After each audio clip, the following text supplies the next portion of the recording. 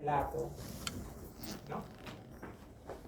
Claro, la definición, el molde estándar, la prueba de oro es la imagen. ¿Ya? A veces tenemos que llegar hasta la tomografía para definir o descartar. Pero con una buena historia clínica, un buen examen físico y una buena lectura de una radiografía, nos explicamos bastante y ya no tenemos que irradiar al paciente. ¿Ya? Es algo que se ha justificado. Claro, si el paciente está disneico porque tiene una bronquitis exacerbada, pues va a estar con tiraje, ¿no? Si es de larga data y es extensa, puede haber eczema, ¿no? En la palpación, si es extensa, puede haber disminución de la amplificación o expulsión, ¿no? Roncus es ubicuo. Roncantes puede haber en bronquitasia, puede haber en bronquitis aguda, bronquitis crónica, congestión exudativa. Entonces, roncante no es un signo clave como crepitante, como timpanismo, ¿no? Está en varios síndromes. Entonces va a depender del contexto para que lo puedas definir. En la percusión, como son síndromes cavitarios, puede haber un aumento de la sonoridad. ¿Ya? En la auscultación, muy vesicular puede estar disminuido, roncantes. No me he equivocado, ¿eh? Ya estamos entrando a la segunda mitad del curso. Roncante o roncus puede ser auscultado y puede ser palpado. No se olviden, el único receptor que puede palparse es el roncante. No me he equivocado. ¿Ya? Claro, si las secreciones bronquiales obstruyen parcialmente la luz de la vía aérea, va a haber sibilante. ¿De acuerdo? Claro, y si burbujea la secreción, va a haber supremita. ¿Ven? Entonces, tener cuidado con los ISPAs de los libros. Es contextual. Paciente por paciente, caso por caso. Entonces, para diagnosticar bronquiectasia necesitas una buena historia clínica, los antecedentes del paciente. Si tiene tuberculosis, es posible que tenga bronquiectasia. Me refiero a tuberculosis pulmonar, por supuesto, ¿no? Claro, en los síntomas, hemos hablado en el seminario número 1, la clásica exploración metásica, ¿no? Abundante, espesa, adherente, 3 capas, posicional, matinal, olor a yeso mojado, ¿no? Muy bien. Ahora bien, el diagnóstico es imagenológico, no olvidar, ¿no? Ahora bien, estas secreciones abundantes fácilmente se infectan, fácilmente. ¿Ya? Es importante tener presente que estas bronquiectasias se infectan fácilmente. Entonces, un paciente de bronquiectasia, si viene con sintomatología de tos y expectoración, pregunten por el color, pregunten por fiebre, examinen al paciente. Vaya a ser que tenga una infección que requiera un tratamiento inmediato. ¿Qué exámenes auxiliares solicitamos? Claro, si sospechamos una infección, le pedimos un hemograma. Claro, la bronquiectasia pueden ser de causas raras, ¿no? Por ejemplo, una inmunodeficiencia primaria. Uy, ahí se pide inmunoglobulina, pero es la excepción, ¿ya? También la vez pasada les dije, si hablamos de la Tierra, si hablamos por planetas, ¿no? La Tierra, ¿no?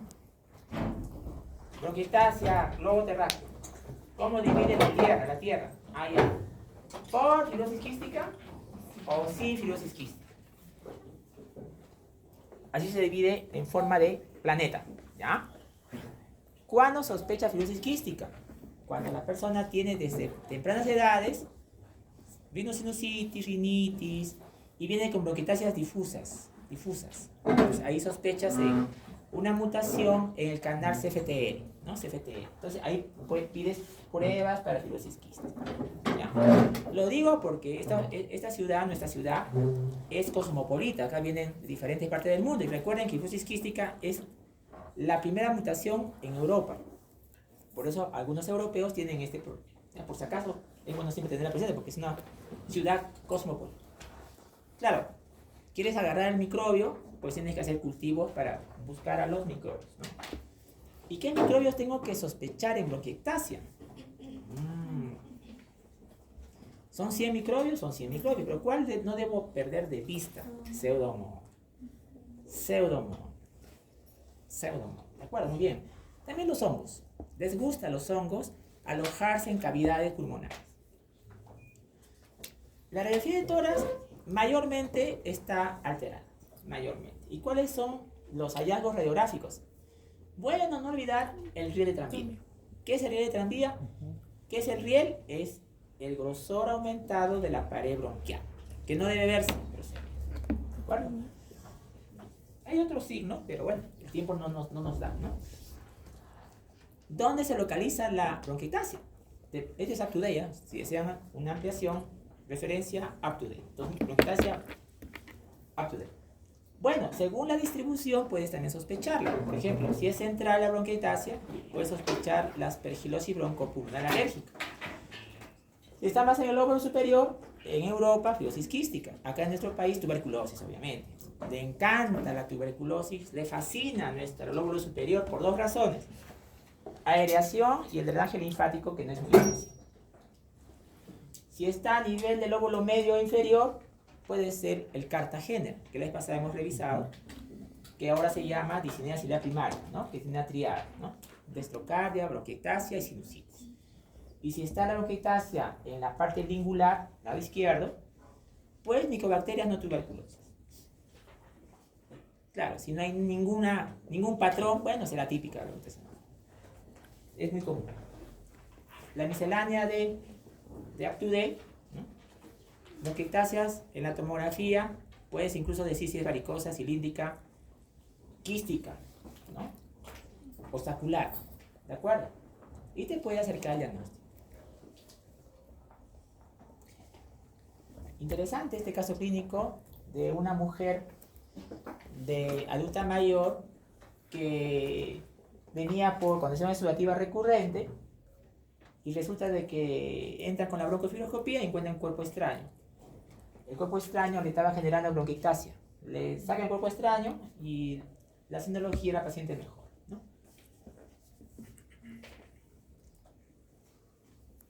También, ¿no? Puede haber bronquiectasia por tracción en los pacientes que tienen fibrosis pulmonar. Hemos visto con los grupos que han votado con nosotros. Existe un score de gravedad de bronquiectasia. Eso lo vamos a ver más en el caso clínico que se avecina ya la próxima semana. O sea, nosotros, por ejemplo, ¿no? Haciendo una similitud, un parangón. Si tengo una condensación exudativa, le puedo poner 4 apellidos. 4 apellidos. La primera, grave o no grave. La segunda, necrotizante o no necrotizante. La tercera, típica o atípica. Típica o atípica. Y la cuarta, en su casa, en el hospital, en UCI, en la guardería, en el asilo, en la prisión. Igual bronquiectasia. Podríamos decir bronquiectasia si es grave o no grave. Hay un score. Ya lo veremos con el grupo SPON. Ya lo vamos a dejar en un pendiente. ¿Qué pasó? ¿Se acabó? Ay.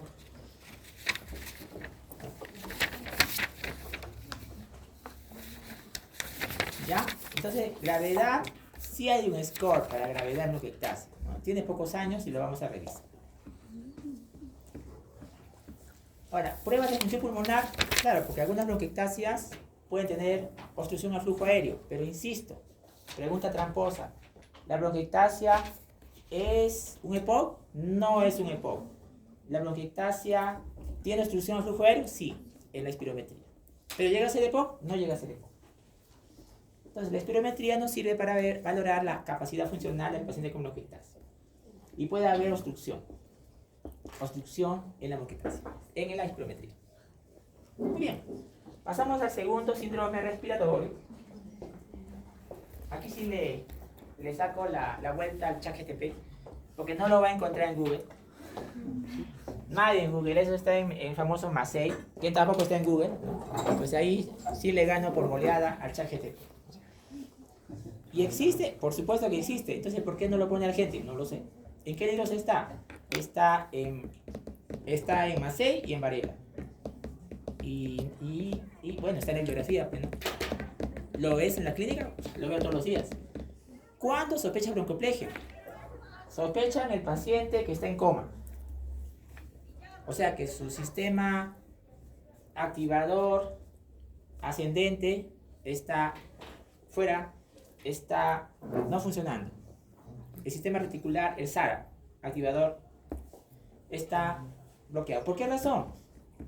Tumor cerebral, hemorragia cerebral, infarto cerebral, trauma craneal cerebral, todo lo que le genera al paciente coma.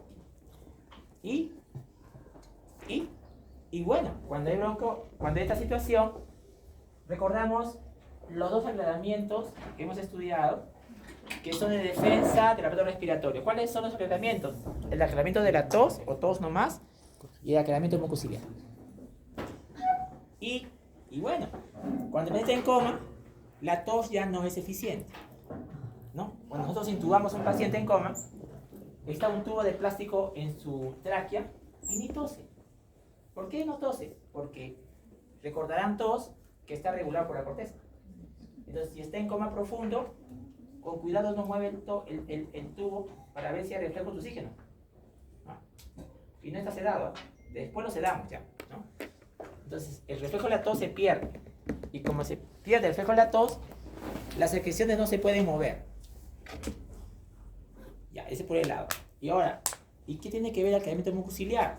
Que todo el tiempo nosotros, 24/7, producimos moco bronquial, que va de adentro hacia afuera, hasta la cuerda vocal, y la deglutimos sin darnos cuenta por un arrastre de las células periciliares en una cantidad pequeña, transparente, filante, y que esto ya no se mueve. ¿Por qué? Porque vean una diapo de esa exposición, que este aclaramiento mucociliar está regulado neuralmente.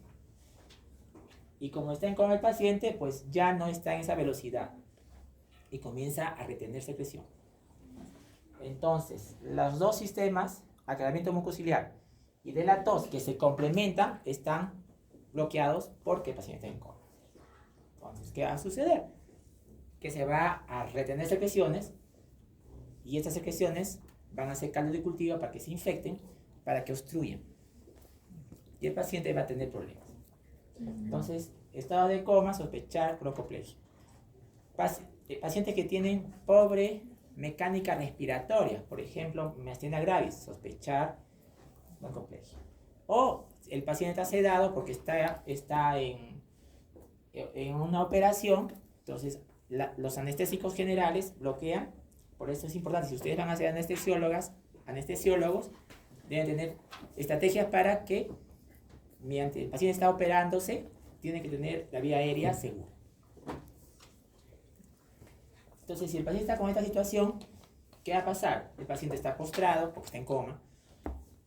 Está alterada la conciencia, obviamente, ¿no? La conciencia, el estado es, ustedes conmigo están en grado 15. Coma es 8 para abajo. ¿De acuerdo? Entonces, ya les dije por qué no hay tos, o hay poca tos, o es una tos ineficaz. También dije por qué hay expectoración, porque las secreciones ya no se mueven, ¿no? Están lentas. Entonces el paciente, por las secreciones que se van obstruyendo las vías aéreas, o se infectan, va a ser disnea, cianosis. ¿Cómo va a ser el IPA?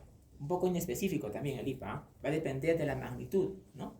Porque si un paciente, recuerdo a algunas personas famosas que por diferentes razones hicieron coma, ¿no? Y han tenido una buena atención, ¿no?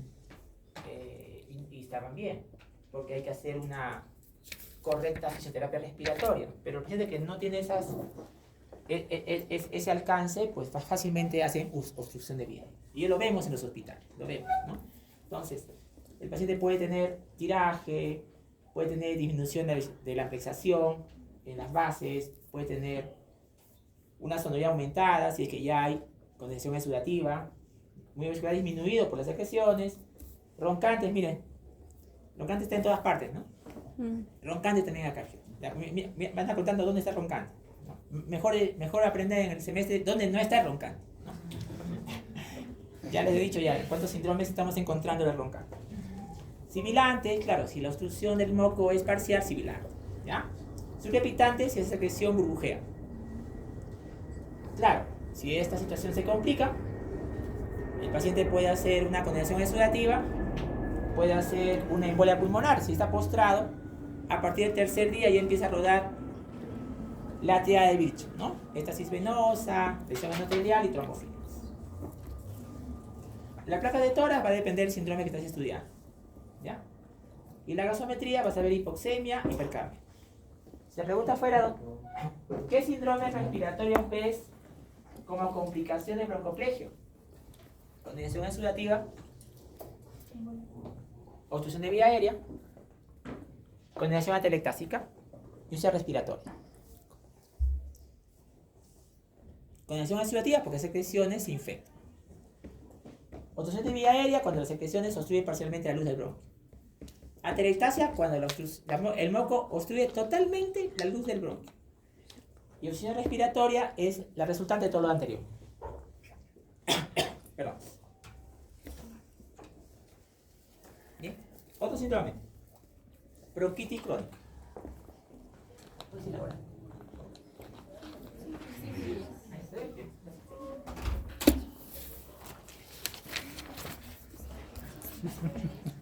No te rías mucho, ¿ah? Tu tablet también por peligro. Pero ese día estoy cansado, gente. Bien, entramos a los EPOCs. Entramos a los EPOCs. ¿Cuántos EPOCs son? 3. Pero en mi libro viejo de semiología dice que tal síndrome es EPOC. Bueno, eso era antes. Como le dije en bronquiectasia, ¿no? Bronquiectasia decían antes que era EPOC porque tenía obstrucción al flujo aéreo en la espirometría, pero no es EPOC, es una bronquiectasia con obstrucción al flujo aéreo. ¿Cuáles son los EPOCs? 3. Uno de ellos es esta, bronquitis crónica. La otra es asma no reversible. Y la otra es enfisema pulmonar. ¿Cuándo sospechar bronquitis crónica o enfisema pulmonar? Que son los dos fenotipos que debemos recordar. Entonces, este gráfico te ayuda a recordar. Humo de leña, nuestras zonas altas de Cusco, en la cual no llega el gas, y tabaco. Si el paciente tiene exposición a humos, sospecha EPOC. Pero ¿cuánto de exposición? Yo he hecho mi parrillada el domingo pasado, ¿tengo EPOC? No, tampoco es así. Hay una cantidad de horas por día, días por semana, semanas por meses y meses por año. O sea, no es de que expuse una vez en mi vida al humo de leña todo el día y tengo EPOC. No es así. No, es una exposición permanente.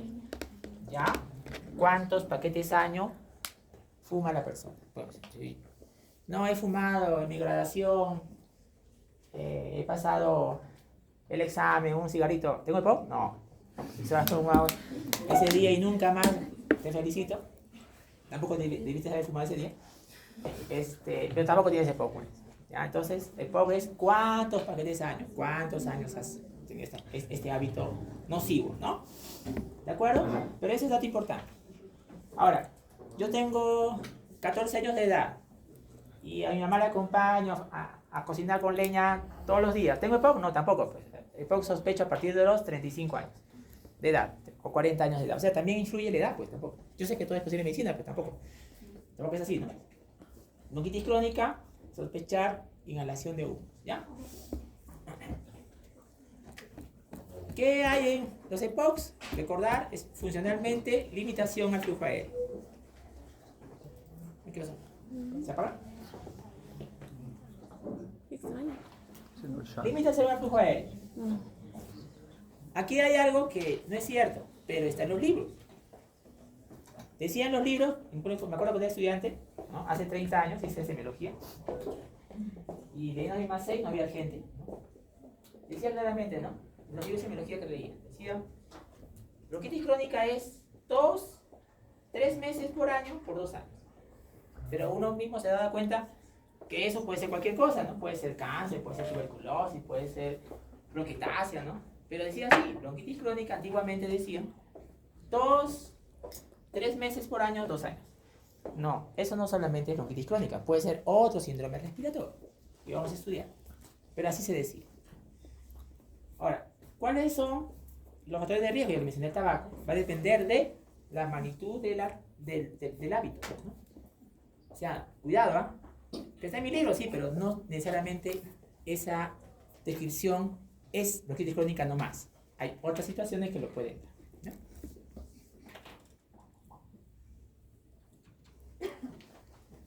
¿Se puede pasar así? Sí. Para el otro Adelante. lado. O sea, para el otro lado. Exacto. Ahí. Gracias. Entonces, no olvidar fumadores. A nivel mundial, ¿cuál es más? Obviamente tabaco. Porque humo de leña, pues más zonas rurales. Perú, Bolivia, Colombia, Ecuador, ¿no? Zonas rurales, ¿no? África, ¿no? Mayormente el EPOC a nivel mundial es por tabaco. Y las guías mayormente están enfocadas en tabaco, ¿ya? Entonces, obviamente, ese humo es tóxico y genera inflamación. ¿Qué es inflamación? Presencia de leucocitos en el moco normal nuestro. Y el leucocito que domina en los EPOCs, tipo bronquitis crónica, enfisema, es neutrófilo. Neutrófilo, ¿ya?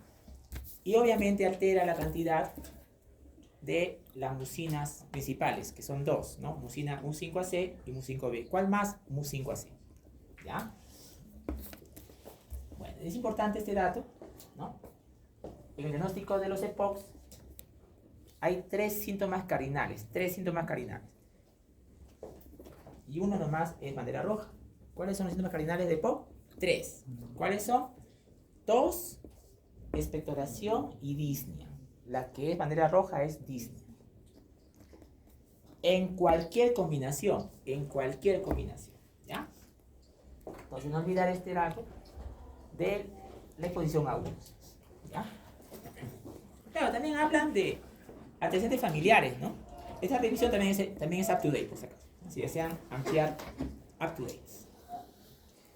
¿Por qué dicen que puede ser antecedente familiar? Porque en otros países hay una situación de enfisema por deficiencia de alfa-1 antitripsina. Por eso lo menciono, ¿no? Que genera enfisema pulmonar familiar, ¿no? Entonces, vean ustedes aquí, acá está bronquitis crónica, acá está enfisema, ¿no? Y vean ustedes, necesariamente en el diagnóstico tiene que haber limitación al flujo aéreo, que lo sacamos por espirometría, para decir que es un EPOC. Si no hay eso, no es EPOC, ¿ya? En otras palabras, está diciendo que la definición de EPOC es con espirometría, obvio. Pero está pues del libro, ¿no? Están los síntomas, están los signos, está... Sí, pero la definición es espirometría, ¿ya? ¿Qué hay en la fisiopatología? Hay mayor cantidad de moco. Claro, la inflamación genera una mayor cantidad de células caliciformes que producen moco.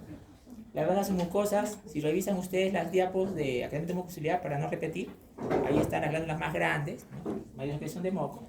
Inflamación, recuerden, por neutrófilo, ¿ya? Y obviamente esta situación genera pues que la mucosa bronquial aumente de volumen, ¿no? Generando o restando luz, ¿no? Y no solamente el problema es de la vía aérea, también se afecta los vasos pulmonares. Y estos vasos pulmonares, al afectarse, aumentan el grosor de su pared, restando luz vascular. Y recuerden ustedes, les dije en la primera clase, que presión es igual a flujo por resistencia. Entonces, si el vaso pulmonar aumenta en su grosor de la luz, aumenta el grosor de la pared del vaso, resta luz. Entonces va a haber un cambio en el flujo. Entonces el paciente va a hacer hipertensión pulmonar.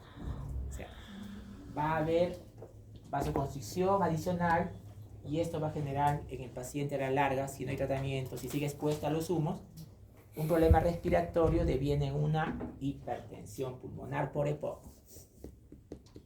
Más bronquitis crónica que enfisema. Vemos con frecuencia a las damas fumar, ¿no? Y eso es un problema también. Y también vemos a nuestras hermanas del campo con el leño. Y según los años de exposición, comienza a haber el problema de estos síntomas cardinales que nos obligan a plantear un EPOC. No olvidar este punto. Factor crítico, Factor crítico para sospechar EPOC es un dato clave para sospechar EPOC es exposición a humos. ¿Ya? Cuidado. El tabaco me condiciona EPOC como sospecha, como riesgo, como situación a considerar. Pero recuerden, el tabaco tiene también otras situaciones que también debo considerar. No solamente el tabaco me da EPOC. Entonces ya les mencioné los síntomas. Entonces ahora conversaremos. Pero ¿cómo es la tos? ¿Cómo es la flema? ¿Y cómo es la disnea en una bronquitis crónica?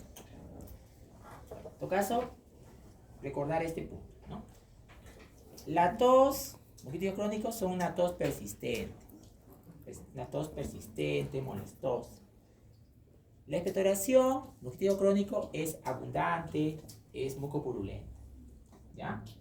Y la disnea va a depender de la magnitud del cuadro. ¿De acuerdo? Entonces, si hay secreciones abundantes, pueden obstruir parcialmente la luz de la vía aérea y generar sibilante. Si esto es difuso, puede generarle un dolor opresivo torácico. Que uno puede inmediatamente pensar, puede ser un infarto, doctor, pero si me encuentra lleno de sibilantes, pues lo primero que pensamos es, de repente, se trata de un EPOC, ¿no? Sin dejar de descartar un infarto, ¿no? Pero ya, ¿no? Que también hay asma cardíaca, eso es cierto, aunque no es muy frecuente. Entonces, no olvidar este punto, ¿ya? Los síntomas cardinales y son diferentes, ¿ah? Cuando veamos enfisema más adelante, estos síntomas cardinales son diferentes. Pues recuerden cómo es el síntoma cardinales en bronquitis crónica. Ahora bien, tenemos 3 formas típicas de EPOC. 3 formas típicas, o sea, no son todos iguales, son 3. ¿Cuáles son?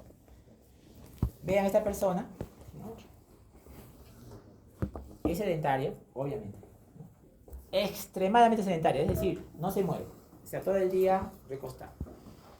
Entonces, ¿esta persona va a experimentar disnea? No, pues, si no se mueve. Claro, si tiene que ir al trabajo y subir al cerro por 100 peldaños de escalera, pues va a sentir, ¿no? Ah, tiene disnea, ¿no? Por subir, ¿no? Pero si ella no se mueve, extremadamente sedentaria, tener cuidado. Porque, no, ahí me dijo mi profesor de que la disnea es parte del EPOC y ella no tiene EPOC. Sí, pues, ¿no? ¿Cómo va a tener disnea si está sedentaria extrema? Entonces tienes que valorar también según la condición del paciente. Entonces, en estos casos, tienes que tener valor la tos, la expectoración y el antecedente de tabaco. Pocos síntomas, obviamente, en el extremadamente sedentario. Esto sí es lo más frecuente que vemos. Aquella persona que tiene síntomas respiratorios se quejan de tos crónica y disnea. Y esta disnea es progresiva, ¿no? Empieza con el esfuerzo. Nosotros en RESPI, lo hemos visto en el seminario número 2, valoramos con el score MRC, ¿no? MRC. Eso tenemos que aplicar. Tenemos que hablar MRC1, MRC2, MRC3. Y si esto sigue progresivo, no hay tratamiento, sigue expuesto al humo, entonces va a ser hasta el reposo, ¿no? Un MRC4, 3 para 4, ¿ya? Y la tos es insidiosa. Cuando dice insidiosa es no sabe cuánto exactamente ocurre, ¿ya? Y produce sputum, ¿no? Mayormente en la mañana. Y puede progresar, ¿no? Y es abundante. Pero no tan abundante como la bronquitis. Y mucopurulenta. Entonces ya tenemos 2 formas de presentación. Esta es la más frecuente. Y esta es la tercera, que es la exacerbación. O sea, cuando se incrementa la tos, la expectoración o la disnea. O sea, en las últimas 24 horas estaba de una manera y de pronto empezó a tener más tos, más disnea o más expectoración en las últimas 24 horas. ¿Cómo se define esta situación? Aumento de los signos cardinales de EPOC en las últimas 24 horas, en cualquier combinación, ¿ya? No olvidar ese punto. Y si eso ocurre, se llama exacerbación aguda de EPOC. ¿De acuerdo? Muchas veces esta exacerbación aguda los lleva a internarse en el hospital, porque tenemos que actuar rápido para sacarla de esa situación desagradable. Si hay más secreciones, va a haber sibilantes. Entonces, no olvidar este punto, ¿no? Estos síntomas son bien variables. No olvidar la cantidad de síntomas en cualquier combinación. Mayormente en la mañana refiere mayor compromiso, ¿no? Y estamos hablando de patrón acá. Y me gusta que Apude hable de patrón, porque es lo que yo busco en el semestre, ¿no? ¿Cómo es el patrón del síndrome que estamos estudiando? Entonces, como tienen mayor agitación, entonces ya no hacen tanto ejercicio. Entonces comienzan a tener menos actividad física. Y eso hace de que mayormente aumenten de peso. Bronquitis crónico mayormente tienen un peso un poco más aumentado. ¿Por qué? Porque al tener agitación, entonces ya no hacen tanto ejercicio, hacen más sedentarismo. No porque quieran, sino porque no tienen esa sensación desagradable de falta de aire. ¿Ya? Bueno, la mayoría de los EPOC, como ya les dije, tienen sobrepeso o obesidad, por lo que acabo de decirles. Ahora, ¿qué hay en el examen físico? ¿Qué encontramos en el examen físico? Va a depender de la gravedad del EPOC. Otra vez. ¿Qué horas son? 5:25. 25. Ya. Una diapo más. Doctor, ¿por qué hay que hacerlo?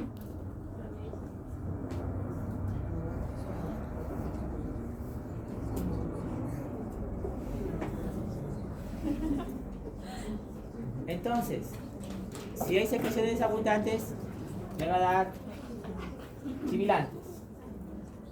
Si hay secreciones burbujeantes, va a haber sucrepitantes. ¿Ya? Claro, si el EPOC es de larga data, va a comprometer el corazón. Me va a generar el complejo de la pulmonar de Chávez, que no me toca a mí, es del cardiólogo, el IPA cardiológico. Y si esto sigue, entonces va a ser crecimiento de cavidad cardíaca derecha y va a generar edema de piernas, va a generar problemas cardíacos, por ejemplo, ortopnea, ¿no? Entonces, en la parte respiratoria encontramos muchas veces sibilantes y sucrepitantes. Entonces, si está obstruida parcialmente la luz de los bronquios, puede haber cianosis, asterixis, o lo que se llama señor, levante las manos, llévalas hacia atrás y comienza a hacer este movimiento, ¿no? Asterixis, o flapping también le llaman, flapping. Esto en nuestro respiratorio significa, en este contexto de EPOC se llama hipercapnia. O sea, cuando aumenta el CO2 hay asterixis.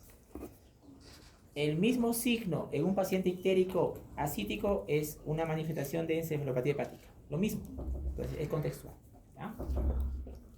Claro, si el paciente ya con el tiempo de los años este EPOC generó compromiso vascular, como les dije, hipertensión pulmonar y luego cavidad cardíaca derecha aumentada y luego disnea cardíaca, pues vamos a ver como esta figurita del CTO, manifestaciones de falla cardíaca derecha, ¿no? Como son edemas, hepatomegalia, ascitis, insuficiencia yugular, que ya hablamos de un cor pulmonar. Un cor pulmonar son 3 síndromes, ¿no? Bronquitis crónica, que estamos estudiando ahorita, más hipertensión pulmonar, más crecimiento de cavidad cardíaca derecha con disnea cardíaca, ¿ya? Eso es cor pulmonar, ¿no? Eso es cor pulmonar. ¿De acuerdo? Muy bien. Bueno, ahí lo vamos a dejar, he avanzado. El grupo va a exponer, luego va a hacer su test de concordancia del guión. Adelante, por favor.